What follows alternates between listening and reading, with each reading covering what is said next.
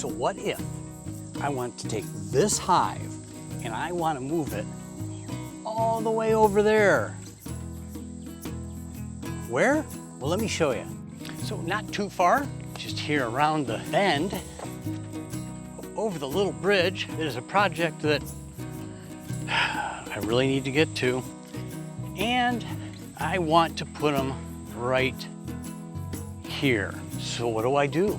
It's not that far away. Okay, so let's go through 3 different processes you can make to make this happen. So let's get at it. So this is not a live hive, it's a make-believe hive, but it's made easier for me to do this than to actually move a real hive, because I really don't want to move a hive down there. I just want to show you the process. Because I had somebody the other day say, okay, I live across the street from my boyfriend and we're moving in together and he wants to move his beehive across the street. What's that process? And I went, oh, okay, well, it's one of 3 ways. And that's what I want to show you today if you're just going to move a hive a little ways.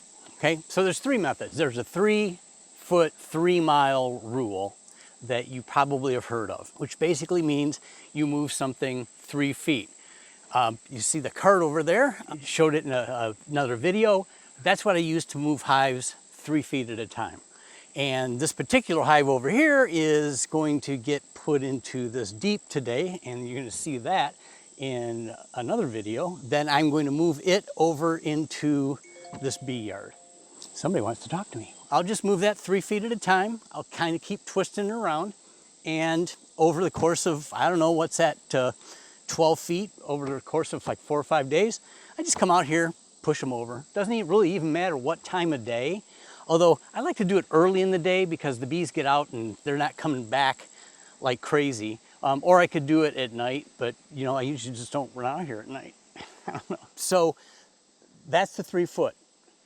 The 3-mile rule, and the reason for the 3-mile rule is that bees orient themselves to objects. So this big dead tree here, that's a location marker for these hives. That dead tree over there, that's a location marker for these hives. So they are looking for those markers to come back. Well, if I move this hive over there today just on its own, they're all going to look for those trees. And they're not going to look for the hive over there. They're going to look for these trees and they're going to want to go to where their hive was. 3 miles away, these trees aren't there. So you move the hive, you let them reorient to wherever they're at, and they'll locate, give them about, I don't know, you can give them probably 3 or 4 days. I usually, if I'm moving a hive, doing the 3-mile thing, I'm normally probably about a week, somewhere in that neighborhood. I don't want them to get too locked in there, but you know, 3 days to maybe a week, and then I move them back to the location that I want to put them. So that's a lot of work. I'm not going to kid you. We're talking about picking up a hive, moving it 3 miles to move it to another location. Like if I wanted to move it there, that just doesn't make sense. That I'm going to pick up a hive, move it 3 miles, and then bring it back and move it over here again. And you're still going to get some bees that are still going to go, hey, I recognize those trees a little bit. And then there's a third method that has had its successes and doesn't have its successes. And I'm going to talk about that as well, because in the right circumstance, it can work. In the wrong circumstance, it ain't going to work at all. But we'll show you that in a few minutes as well.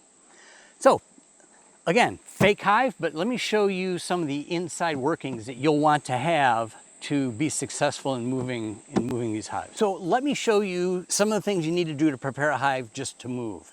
And if you're going to use the third thing I talk about, which is just moving the hive 100 feet, some of the preparation that you need to do for that as well. Number 1 is that you're going to have to close off the entrance. So to close off the entrance, you've got several different ways you can do that. If you wanted to, you could, although you'd want to be careful, you could just simply tape off the entrance. I would be careful because you can get sticky on the back of this, so you're almost going to have to make a double layer tape and run it along and tape off the front, because you don't want bees running all over the place, so you've got to close the front off. If you've got other entrances that the bees can get in and out of, you want to close those off as well. In my case, you could use just a regular entrance reducer, and if you put that in and use that, you obviously are going to have to put that in carefully, and you're going to have to find some way to close off that small hole. Again, what do I use for everything?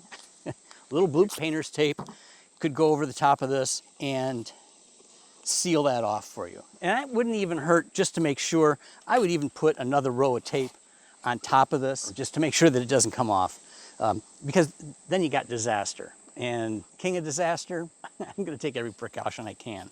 So that's one way. Another way is you want to make sure that these bees have ventilation. So this is a screen bottom board. I run all screen bottom boards, and I'm not going to get into all those reasons for that, but for me, screen bottom boards just give me tons of options.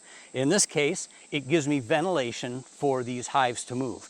The other thing, and I don't have one here with me, but the other thing that you can do for ventilation is also use a screened inner cover. Which again will just give them more ventilation as you've got them closed off and as you're moving them. Another thing you can do if you don't use this, you can use this is 1/8 garden wire cloth, and you can cut this for the entire front length of this if that's what you want to do, or just for a small portion. I've got a small portion here. I put that in, and this is part of my entrance reducer system. If you want to check out how I make these, you can check out my 3D print video on front end reducers, so which is pretty cool, pretty nifty. And you can just put that in as well, and I would make sure that those are all going to stay good and tight, but they seem to. That just gives you even a little bit more ventilation, and I guess it gives the bees a little front window to say, hey, what's going on out there? Yeah, probably not. They're a bug. They don't care. So I've got things closed off. What's the next step? Well, for me, it's ratchet strap this thing together, because I can guarantee you, if I moved it without it being ratchet strapped, it'd be in 3 or 4 pieces before I got anywhere. It's just the way things work for me. So I'm going to grab the ratchet strap, and we're going to grab the ratchet strap and put that on. So let's bungee this thing together. You know, it's important to keep your bungee cords tidy. Okay, let's see. I'm gonna put this on top. This is gonna come underneath. And see, I would be doing this with bees all over me. This will go on the side because I want this ratchet to be on top so I can work with it. And I always have a heck of a time figuring these things out. So here we go.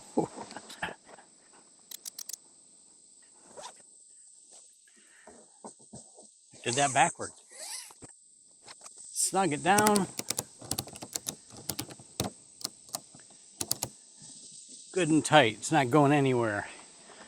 We'll just wrap this up here, keep it out of the way, and you're ready to move it. Now, these are heavy, so obviously you can't just pick it up. This is empty. I could do that, but I'm not going to.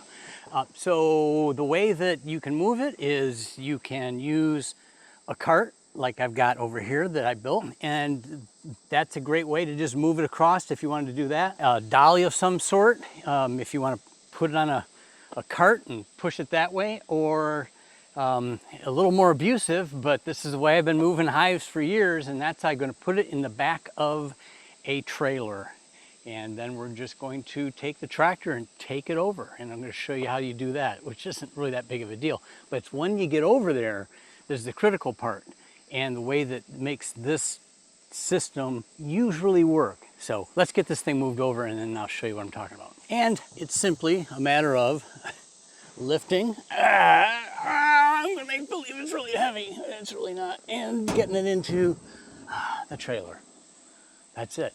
Okay, let's take it over to its new spot, and then I'm gonna show you how you set these up, hopefully for success. Okay, so let's hop on, let's make that happen. Okay, well, as I showed you earlier, I got a bridge that's basically out, so we're not taking that. But we're gonna take the long way around. Here we go.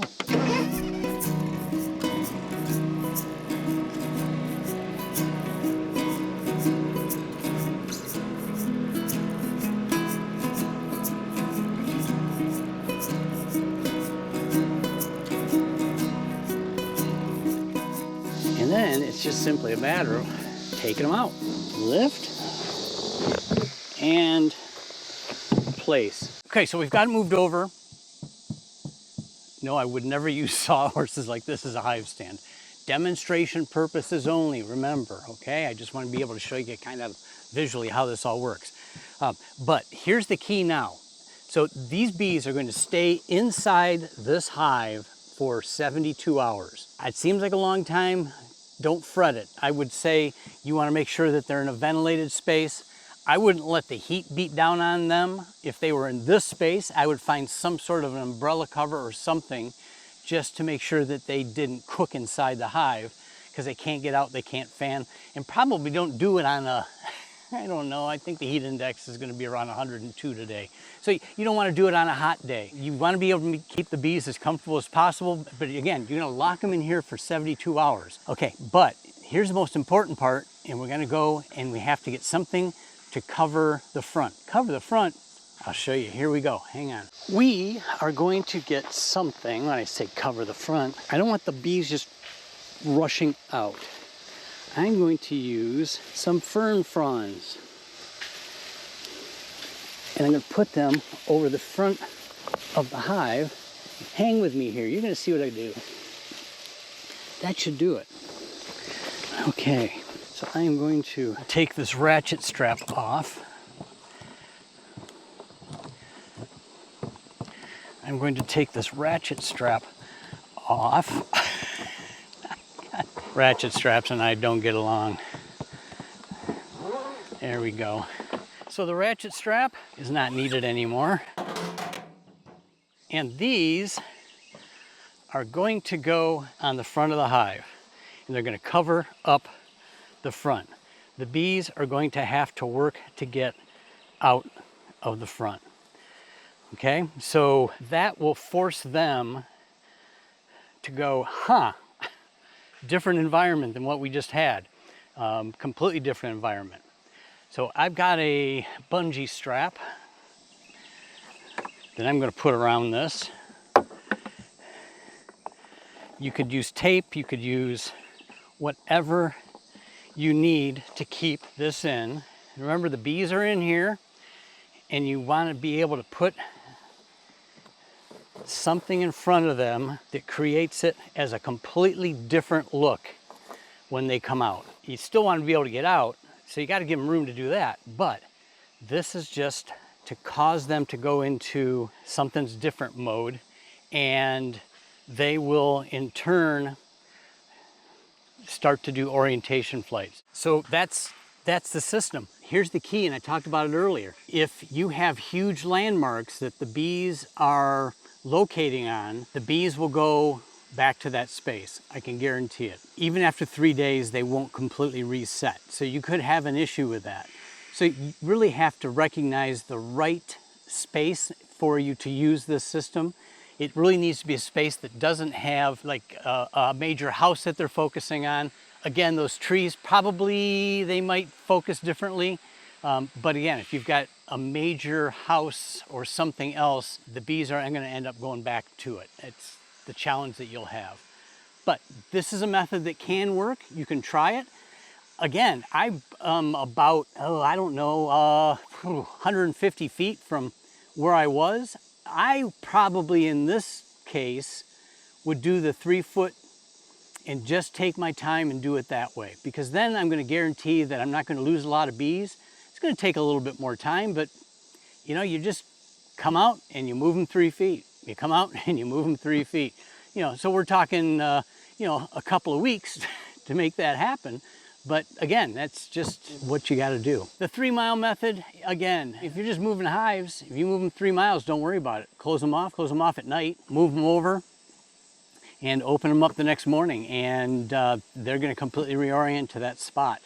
Nothing to worry about. But again, if you needed to move them, and you wanted to move them here, you wanted to move them 3 miles out, give them 4 to 7 days. 7 days I feel is too much, but and then bring them back here. You could do that as well, and they will be completely reoriented. So there you have it: 3 feet, 3 miles, or 3 frond, 3 fawn, three sprigs of something. There you go. Hey, thanks for watching. Hit that subscribe button if you haven't. As always, happy beekeeping. We'll see you next time. Thanks.